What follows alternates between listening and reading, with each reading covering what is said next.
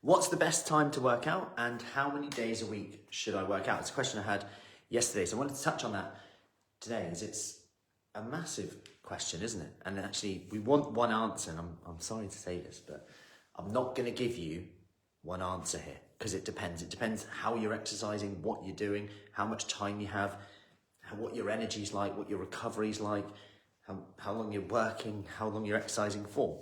So let's take this first and foremost.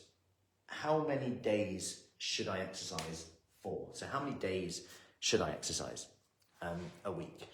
And my question back, and I want you to almost answer these, is hopefully this will help you create a plan for you, is that how many days are you willing to exercise, first and foremost? Like on a minimum basis. And I added that bit in at the end, just in case you went, every day, 10 times. On a minimum. What's the minimum? The minimum. Because we're going to create a range here. So what's the minimum number of days that you could exercise this week ahead? What's the minimum? Is it 1? Is it 2? Is it 3? You're like, and if you're like, oh, I could do 4, go for 3. If you're like, I could do 4 though, because do 3. Go for 3. That's the minimum. Minimum threshold is 3. Go, you got it. Or 2, or 1, whatever it is for you. That's the minimum. Now, the maximum is 7. Okay, anything more than that, say your 3 is minimum, let's work hypothetical. You've said 3 is the minimum I can do this week. Maximum 7. You've now got a range, 3 to 7. You train 7, great. Your recovery is probably good. You've chosen to do it. You've hit your need already. And actually, with exercise, the cool thing is quality beats quantity most of the time. So if you're training 3 times, you're training really well. You're enjoying it. You're feeling the muscle. Getting some resistance workout, especially in there, we know in terms of bone density, blood pressure, body shape, you name it, independence as we age, it's just time and time again, coming out. Then 3 times, good sessions, absolutely fine. Now, how long should you exercise for? Now, this does feed into that other question a bit, but let's assume that was a half an hour session or so, absolutely fine. You always fit the task to the time, I always find it as well. If you give me half an hour, I'll train harder than if you say, Matt, you've got an hour to train. An hour, I'm a bit like this, dilly-dallying with it. Probably get a haircut soon, shouldn't I? Yeah, looking in the mirror. Anyway, we don't have mirrors at Fruci then, which is one of our key parts, apart from in the bathroom. Anyway, so how long? Well, if you're doing a 1-minute workout, a 5-minute workout, if you're like me and I have my minimum is actually 10 sets of pull-ups throughout the day, is my daily thing that I do. So I do that, I try and do that every day. My aim is to do that every day. I then have a minimum of 2 workouts a week where I structure in half an hour. Now, if you told me I have an hour, I'll fit the task to the time. Will I do any more in that hour? Maybe a little bit more. Maybe I'll rest a bit more in between stuff.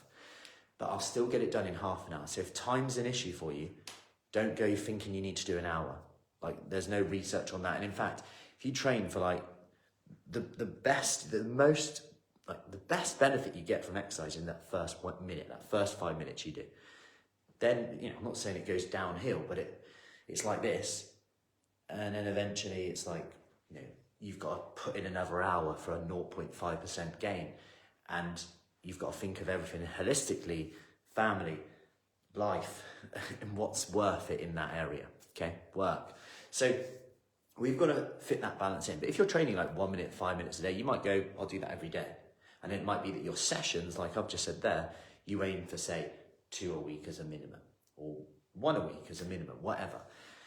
And then you've got that maximum 7. So now you've got that threshold. Then you might be thinking, well, how do I know what's right for me? Well, then you test. You test that, okay? So let's do that. Let's set that minimum threshold, hit that minimum threshold every week for the next 4 weeks. Let's see how you get on. I can guarantee you'll be stronger, you'll be fitter, you'll be consistent with that, and actually, psychologically, you'll be in a better place. I can pretty much guarantee that. Psychologically, because you're not always getting that FOMO, that fear of missing out. You've set your boundaries, but you might be thinking, someone next door, they're exercising every day. Should I be exercising every day? They're doing 10 minutes here, 5 minutes that. They're doing this workout. They're jumping up and down like this. And it's like, concentrate on what you're doing and get feedback from your body. You've got to do what fits your lifestyle. You're different to them, okay? This is the key thing to remember. So how long should I exercise for? Well, you always fit the task at a time. So fit it to your lifestyle, whether it's 5 minutes, 1 minute, pick what you can definitely do. What's the minimum you can definitely commit to? How many days you should do it now? 2? Pick the minimum. Or that you can definitely do. Any more than that, fine, great.